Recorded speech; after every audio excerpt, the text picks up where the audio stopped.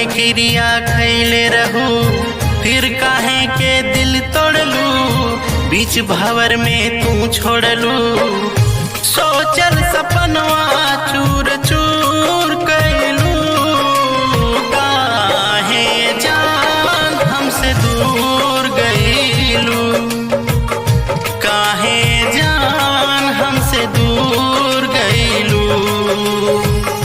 बोलाए जान काहे दूर गईलू, काहे जान हमसे दूर गईलू।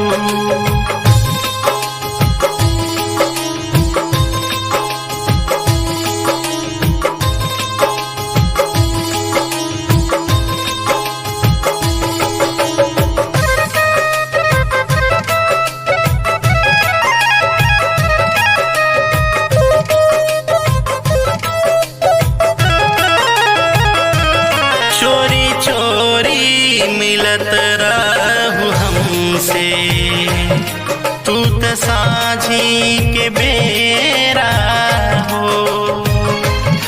बात करत करत में जानम होत रहे सवेरा हो।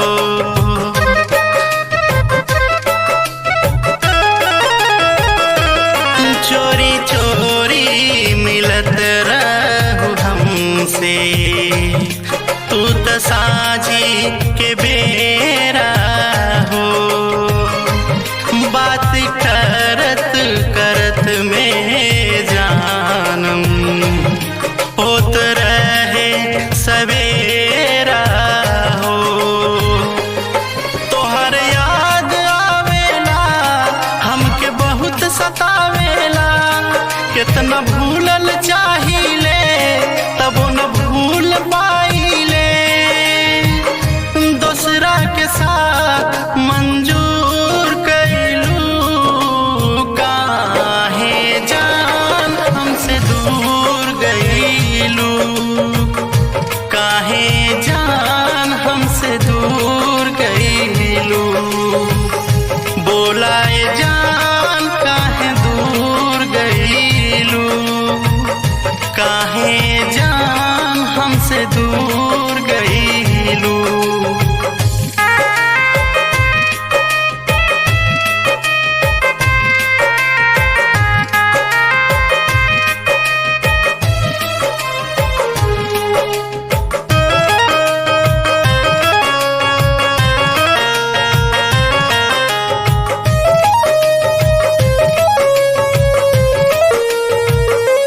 दीपक विजय कन्हैया भी खैले प्यार में धोखा